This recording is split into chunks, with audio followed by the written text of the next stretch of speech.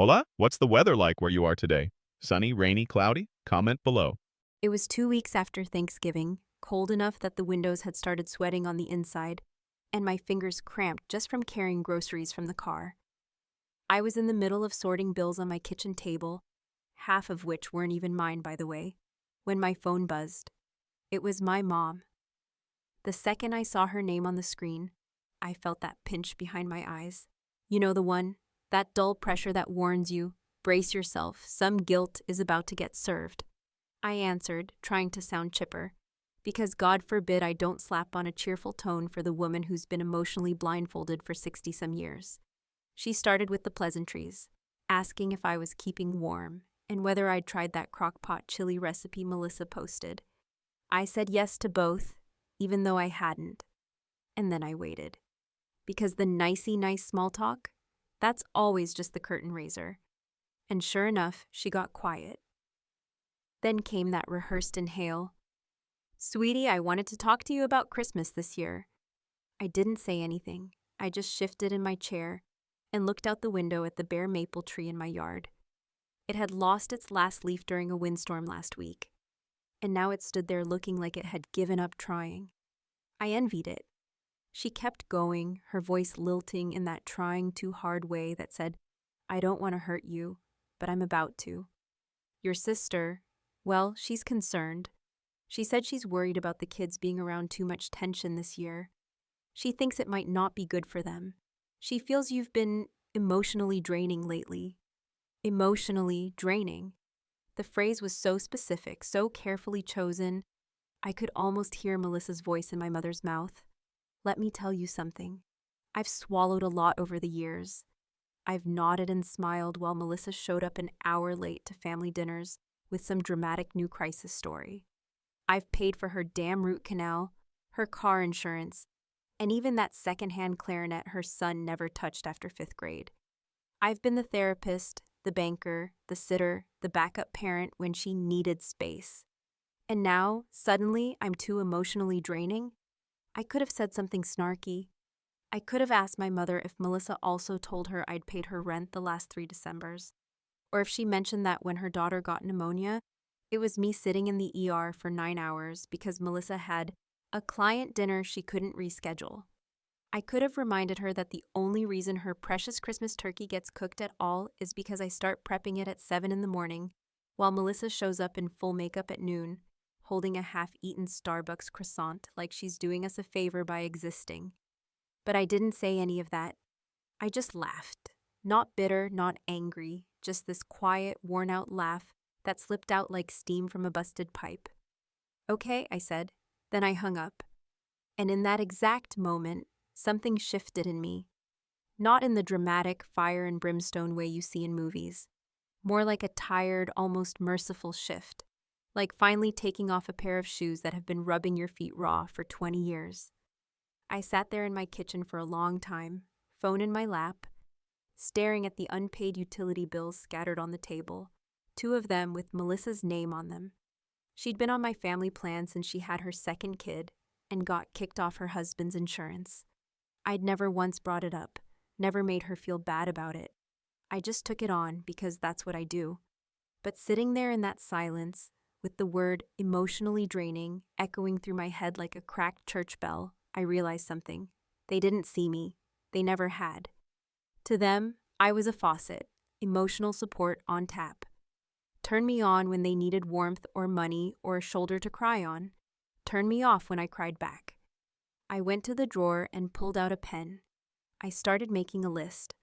Not of gifts, not of groceries. A list of things I was cutting off. Insurance, tuition fund, even the emergency savings account I'd kept under my own name, just in case Melissa screwed up again and needed bailing out. I didn't feel vengeful, I felt clean. But here's the part I can't stop replaying. The part I can't make sense of. Why did it take this long for me to snap? Why did it take one sentence, emotionally draining, to undo 4 decades of holding this family together? Or maybe the better question is this. Why does everyone expect the strong one to never need anything? And when she finally does, why do they call her a burden? I didn't cry that night. I poured myself a glass of red, turned off my phone, and ate dinner standing at the counter in my bathrobe. Something had broken, but for once it wasn't me. You don't just wake up one day and decide to be the family disappointment. That label gets sewn onto your back slowly, stitch by invisible stitch, until one day you're standing at a holiday dinner, carving a turkey with your bare hands while everyone waits for your meltdown. It becomes your role, your expected performance, and God help you if you don't deliver just enough chaos to make them feel better about themselves. That's the thing people don't talk about. Some families need a scapegoat the way others need dessert. Growing up, I wasn't the black sheep. I was the wallpaper. I was the one who got herself dressed for school, who made boxed mac and cheese when mom forgot to cook, and who vacuumed the stairs not because anyone asked me to, but because I couldn't stand the crunch of week-old cereal underfoot. I was the quiet, capable one. Melissa, on the other hand, was the beautiful disaster from the minute she could speak in full sentences. She had dimples and drama, a killer combination in a family that mistook attention for affection. When she broke her collarbone falling off the swing set, you'd have thought she was a war hero. I chipped a tooth once during gym class and sat through math bleeding into a paper towel. Nobody noticed until the nurse called home. Melissa always knew how to weaponize her fragility. She cried on command. She lied without blinking. She turned every minor inconvenience into a Shakespearean tragedy. And every room she entered bent toward her like a flower to the sun. And while all that was happening, I was in the background, doing homework in silence, learning to keep my feelings to myself because there just wasn't enough space for both of us to have problems. By the time we were teenagers, the pattern had become concrete. Melissa got caught sneaking out. I was told to be a better influence. Melissa failed algebra twice. I was called selfish for not helping her more. When I got into college out of state on a partial scholarship, my mom cried like I was abandoning the family. "What's Melissa supposed to do without you?" she asked. And I remember thinking, for the first time in my life, that maybe I wasn't a person to her. Maybe I was just a support beam in the house of Melissa. I didn't go far, just 2 hours away. And I came back every other weekend like a fool, doing laundry, watching the dog, taking Melissa out for lunch, paying for things with the money I earned tutoring. I even helped her apply to community college, filled out her FAFSA while she smoked outside, and called me controlling. When she dropped out after one semester, my parents never blamed her. They said school wasn't for everyone, and maybe she just needed time. Meanwhile, when I got my first C in organic chemistry, my dad said maybe I wasn't cut out for medicine. I ended up switching majors because I couldn't handle the pressure. I told everyone it was my decision. It wasn't. My 20s were a blur of damage control. Melissa got pregnant at 23, and the father ghosted before the baby was born. I was the one who drove her to prenatal appointments and paid for the crib she wanted. I took unpaid leave to help her recover from the C-section. When the baby had colic, I stayed up with him while she slept. And when she had her second child with a different guy 4 years later, the same story, new face, I was there again. I never questioned it. I never made her feel bad. I just kept showing up. Because that's what you do when your whole identity is built around being the reliable one. But here's the truth I only recently started admitting to myself. I was never seen as reliable. I was just convenient. I was useful. I was the one who could absorb the blame, the work, the feelings, and still keep functioning. They thought I was unbreakable, not because they admired my strength, but because they never bothered to ask how I was holding up. I remember one Thanksgiving, maybe 6 or 7 years ago, when Melissa showed up 3 hours late, visibly hungover, and my mother still set a place for her like she was royalty. I'd been up since 6, roasting vegetables and peeling potatoes, and no one even said thank you. But when Melissa sat down and said, "I'm just so tired lately," my dad poured her a glass of wine and told her to take care of herself. That was the moment I realized I could bleed out on the table and they'd still ask me to pass the gravy. So no, I wasn't always the problem. I became the problem the second I stopped playing along. The second I stopped cushioning Melissa's bullshit and letting mom pretend everything was fine. The second I started asking, what about me? You want to know what happens when the designated emotional sponge finally wrings itself out? Everyone gets wet and suddenly you're the monster. It wasn't until that phone call, where I was labeled emotionally draining for the sin of existing outside Melissa's shadow, that I finally saw the whole damn playbook. They had written a role for me, cast me in it, applauded when I stuck to the script, and then threw me off stage when I asked for a line of my own. Well, guess what? The show's over, and I'm not the one who forgot their lines. There's a kind of giving that doesn't feel generous, not really, because it isn't asked for. It's expected. It becomes invisible, baked into the fabric of your relationship, until the person you're giving to forgets it even costs you anything. That's the kind of giving I did for Melissa. It wasn't charity, it wasn't kindness, it was survival, it was maintenance. It was obligation dressed up like love. And I wore it for years because nobody else was going to.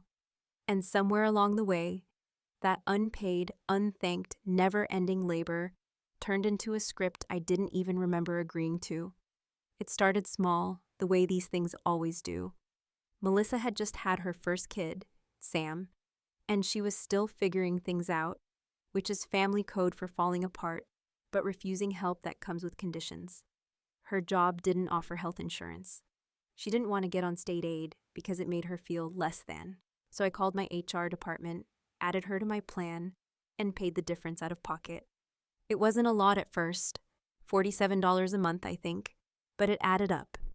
And the moment I did it, something shifted. She stopped talking about solutions and started assuming I would be hers. Then came the car insurance.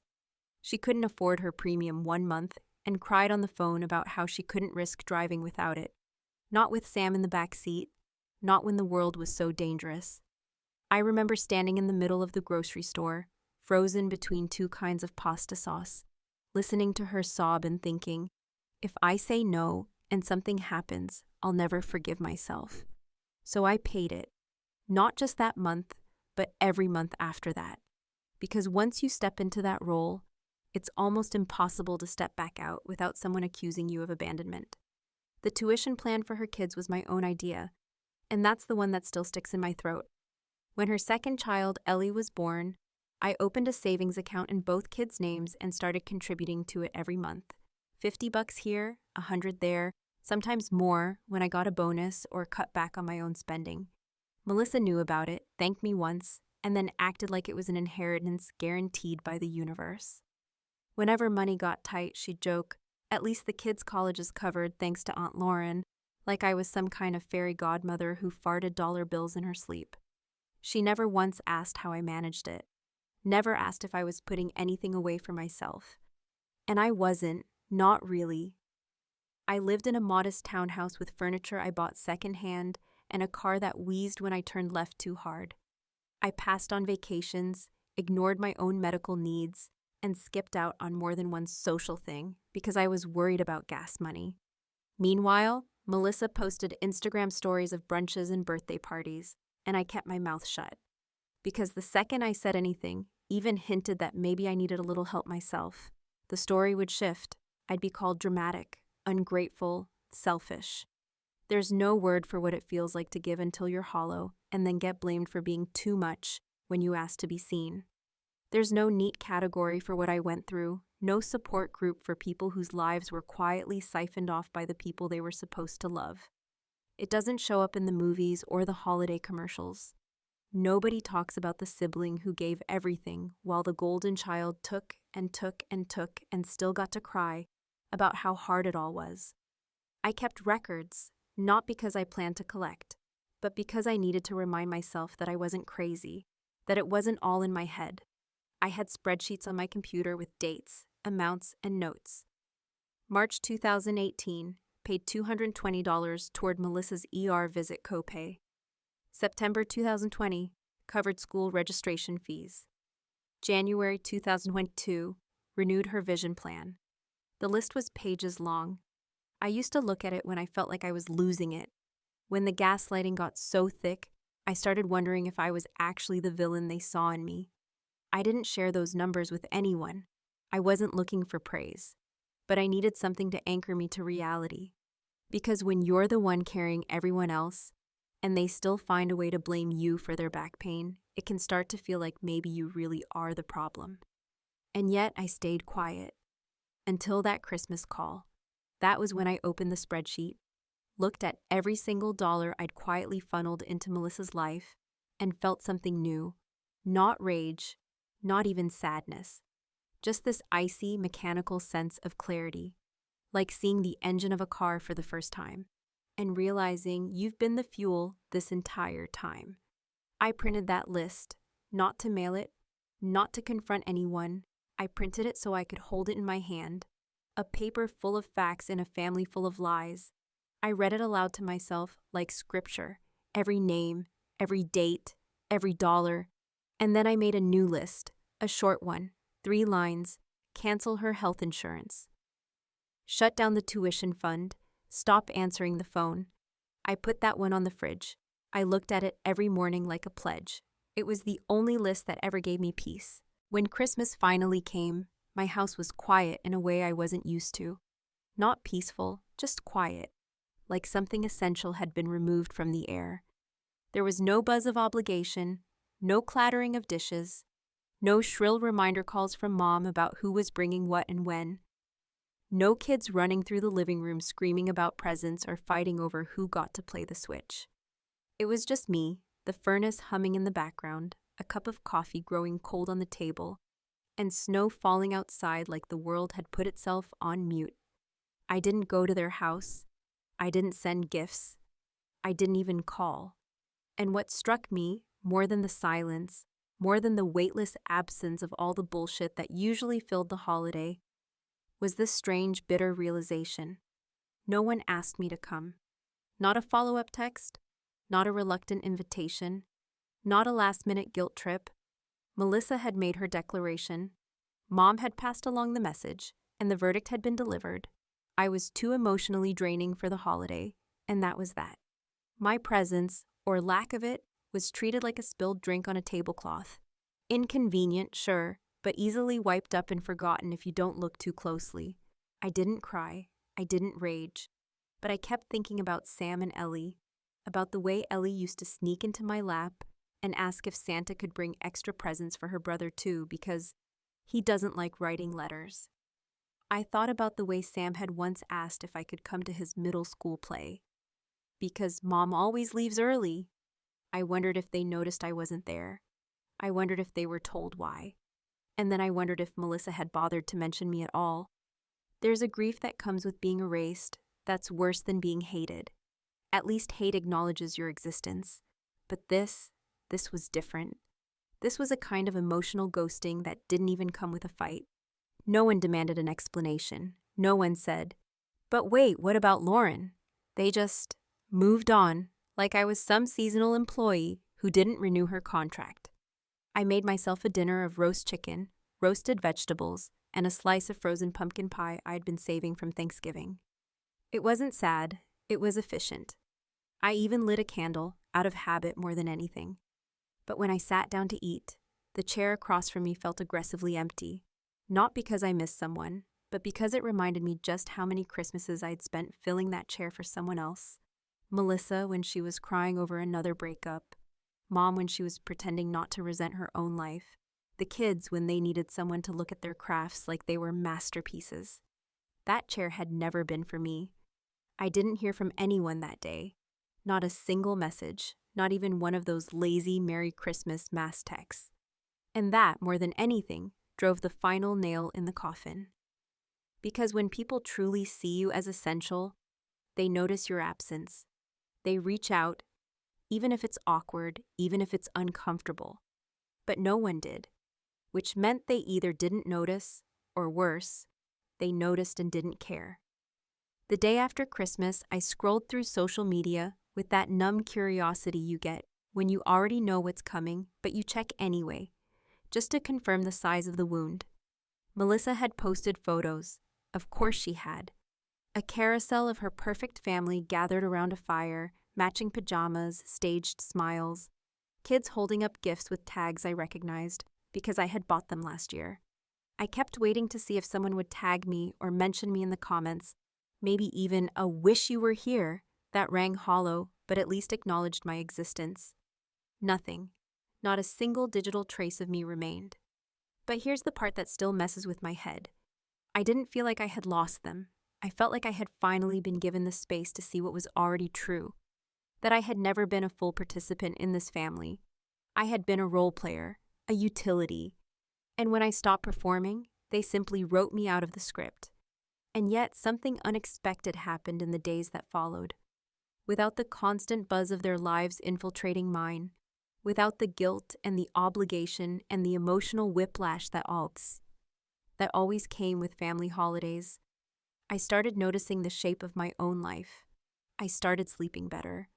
My stomach stopped knotting itself into tension every time my phone buzzed. I started reading again, really reading, the way I used to in college before my free time was swallowed whole by Melissa's needs. I made coffee slowly in the mornings, listened to music that wasn't made for children, and walked through my neighborhood without mentally calculating how much money I could spare that week if Melissa called in tears again. And in that quiet, I found something I hadn't expected to. Anger, not the kind that makes you want to scream or smash things. This was quieter, heavier. It was the kind of anger that settles into your bones and makes you realize just how long you've been carrying something that never belonged to you. I had held their burden so long I forgot what it felt like to just hold my own. I started saying it out loud to myself in the mirror, just to hear the truth spoken somewhere. I am not the problem. And each time I said it, it landed a little deeper. The gift of being forgotten is that it finally makes space for remembering yourself. But even with all that clarity, I'd be lying if I said I didn't want someone, just one person, to knock on my door and ask why I wasn't there. To say, "We noticed you were gone," not because I needed an apology, just proof that I had ever truly been there at all. It's strange how quick the world keeps spinning when you decide to stop giving a damn. You expect some great upheaval, a thunderclap, maybe some celestial rumble as the balance shifts, but nothing happens. Not at first. The sun still rises, the mail still arrives, people still drive like idiots, and the neighbor's dog still barks at squirrels like they're invading aliens. But underneath all that background noise, something fundamental changes when you choose yourself after years of choosing everyone else. I waited exactly 3 days after Christmas before I did it. I didn't rush, I wasn't angry, I wasn't even emotional anymore. It was like I had slipped into a new skin, clear-headed, calculating in a way I didn't recognize. It scared me a little, not because it felt wrong, but because it felt so damn right. I made a cup of tea, sat down at my computer, and opened all the tabs I needed. My insurance portal, the 5 and 29 college fund dashboard, my banking app. All those lifelines I'd quietly maintained on Melissa's behalf were right there, just a few clicks from extinction. The health insurance went first. Melissa had been on my plan for almost 8 years.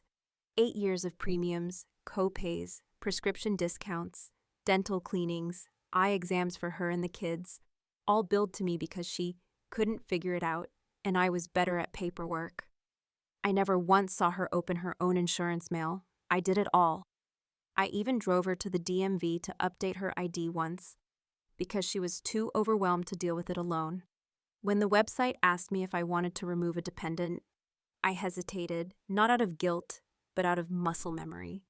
I'd never done anything in this family that wasn't about someone else's comfort. I hovered over the Remove Dependent button, breathed in, and clicked. That was it. No confirmation email, no dramatic warning, just a quiet, impersonal acknowledgement that Melissa was now officially someone else's problem. Next was the kids' tuition fund. That one stung more, not because I regretted starting it, but because of what it represented. I had wanted so badly to give Sam and Ellie something stable in their futures, something they could count on even if their mother flaked out or the world turned upside down. I imagined them opening acceptance letters to colleges and not panicking over how to pay for it. I wanted to give them the one thing I never had, a safety net that didn't come with guilt or strings. But after that Christmas silence, after being erased from their lives without so much as a backward glance, I couldn't keep pretending I had a place in their story. I didn't close the fund entirely, I just moved the money. I took it out of their names and placed it into my own savings account, where it could finally start working for me. Maybe I'd go back to school. Maybe I'd travel. Maybe I'd just save it for a day when the loneliness got too loud and I needed to buy silence in the form of a weekend getaway. The point is, it was mine again. Finally, I called the bank where I had a shared emergency account with Melissa. That was the last loose end. I had created it during one of her post-breakup spirals, when she was convinced she'd end up on the street and beg me to help her build something secure. I'd been funneling $50 a week into it for 5 years. She never added a dime, not once. I transferred the full balance into my personal account, shut it down, and left a single post-it note on my fridge where the account details used to hang. It said, "Not your bank." When it was all done, I sat back in my chair and waited for the guilt to rush in, but it didn't. What came instead was a stillness so unfamiliar, I mistook it for anxiety at first, but it wasn't. It was peace. It was the absence of weight. I had carried my sister, her kids, her fears, and my parents' blind faith in her for so long that I didn't even know what it felt like to stand up straight. And now here I was, unburdened, upright, and unbothered. Of course, the silence didn't last. It started 2 days later, just before New Year's. My phone rang, Mom's number. I let it go to voicemail. She left one of those performative messages, half worried, half judgmental, where she pretended to be concerned about me while clearly fishing for a confession. "Lauren, honey, I just wanted to check in. You've been quiet, and Melissa said something's wrong with her insurance. I don't understand. Can you please call me back? This isn't like you." I didn't respond. Then came Melissa's messages. Not calls, messages. Because of course she couldn't be bothered to actually hear my voice. Not when she could weaponize tone through text. "Hey, did you mess with the insurance? Ellie's appointment got canceled and I'm getting error messages. What's going on?" 2 hours later. "Are you seriously screwing me over just because of Christmas? Grow up." That one made me laugh. Like the woman who exiled her own sister from the family gathering, had the audacity to act surprised when the consequences finally landed. The messages kept coming, first angry, then pleading, then angry again, like a cycle she couldn't control. I didn't reply. I didn't owe her an explanation. For once, I was letting the silence speak for me. By the end of the week, I had blocked them all. Melissa, Mom, even the family group chat that only ever lit up when someone needed something from me. I didn't make a grand announcement. I didn't throw a digital tantrum or write a dramatic farewell. I just stepped out of the room they kept stuffing me into and closed the door behind me. And the craziest part? I didn't miss them. Not the noise, not the guilt, not the fake smiles or the one-sided loyalty. I missed the idea of them, the family I wanted them to be, but the reality that could rot. I had pushed the button, and for the first time in my life, it felt like I had finally started living. January slipped in like a thief. All gray skies and half-melted snow, leaving the sidewalk slushy and the mood even slushier. The kind of weather that makes you question your choices if you stand still too long. For the first time in maybe 20 years, my phone was quiet. No buzzing in the middle of meetings. No late-night drama texts from Melissa. No guilt-laced check-ins from Mom disguised as casual conversation. Just this expansive, ringing silence that felt unfamiliar and strangely threatening, like standing in an empty church long after the sermon has ended. But peace, as I learned quickly, doesn't come for free. It sends its bill later, wrapped in doubt and stamped with every face you've ever disappointed. It began the second week of January, when the holidays were over and people returned to their lives, except now Melissa couldn't return to hers the way she was used to. That's when the voicemails started coming in. I didn't check them immediately. I let them pile up, 28 by the end of the month. Some from her, some from Mom, even 1 or 2 from numbers I didn't recognize. Probably Melissa using burner lines or her friends' phones, trying to catch me off guard. I listened to them all in one sitting, back to back, one cold Sunday morning when I was feeling steadier than usual. I thought I'd be numb to it, armored by the silence I'd so carefully built. But it hit me in waves. The first message was from Mom. Her voice was tight with worry, but not the genuine kind. It was the brand of worry that masks control, that clings to the moral high ground while pretending to reach for your hand. Lauren, I don't know what's going on, but Melissa is very upset. She said the kids lost their insurance, and now they can't get an appointment for Ellie's asthma. You've always been the responsible one. This isn't like you. Please, whatever this is, let's fix it together. That part, the you've always been the responsible one, was the kicker. It wasn't a compliment. It was a leash. Then came Melissa's voice, already teetering on that familiar edge between performative sadness and rage. I don't understand what you're doing. You just cut us off after everything I've been through? You think you're punishing me, but you're hurting the kids. Do you even care about them? Do you care about anyone but yourself? Her voice cracked at the end like she'd planned it, like she knew the moment would land hardest if she could time her tears just right. Maybe she even practiced. I wouldn't put it past her. She always was her own best actress. What stood out in every message, though, was not what they said, but what they didn't. Not one person asked if I was okay.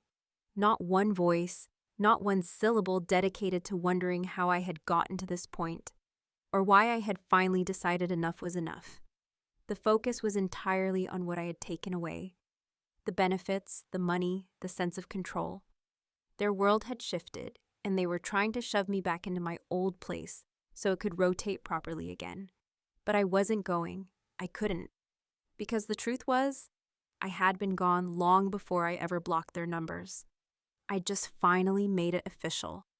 One voicemail from Melissa stood out more than the others. It came around the middle of the month. Her voice was lower, slower, almost rehearsed. I'm not asking you to fix everything, okay?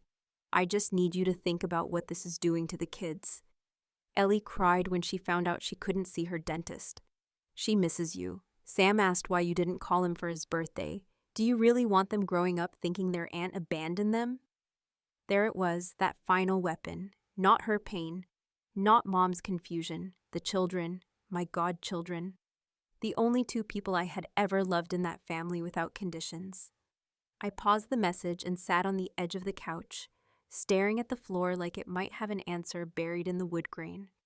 I could see Ellie's face, the way she'd grabbed my hand at the grocery store, like she was worried I'd float away. And Sam's quiet, serious questions about the world that always caught me off guard. I had no doubt they missed me. I also had no doubt they were being used like chess pieces in a game they didn't even know they were playing. I wasn't punishing them. But yes, they were caught in the fallout. And that guilt wrapped itself around my ribs like a wet sheet, heavy and suffocating. But here's the thing that no one ever wants to say out loud. Sometimes protecting yourself means hurting someone else. There's no clean way to untangle a web of codependence without snapping a few strands. And in this case, Melissa had woven those kids into her story so tightly that I couldn't free myself without also pulling them loose. She made them hostages to her narrative. That was never my choice. By the end of the last voicemail, I felt hollow, not devastated, not triumphant, just emptied out. There were no more pleas that would work on me, no more guilt trips I hadn't already taken. I deleted the messages, all of them, not because they didn't matter, but because they did. And I needed to stop letting them shape my decisions. I made a rule that day, no more stories from the other side, no more secondhand guilt. If someone wanted to speak to me, they'd have to show up without blame, without rehearsed sadness, and without dragging the kids in like emotional hostages. I doubted anyone would take me up on it. But that was the point. I had built myself a small, quiet island. And for the first time in years, I wasn't swimming toward anyone else. By the time spring started pushing through the frost, and the first stubborn green buds began to fight their way out of the frozen ground, I had already gone 3 full months without a single real conversation with my family. The house was cleaner than it had ever been. The silence had grown familiar like an old friend with a soft voice.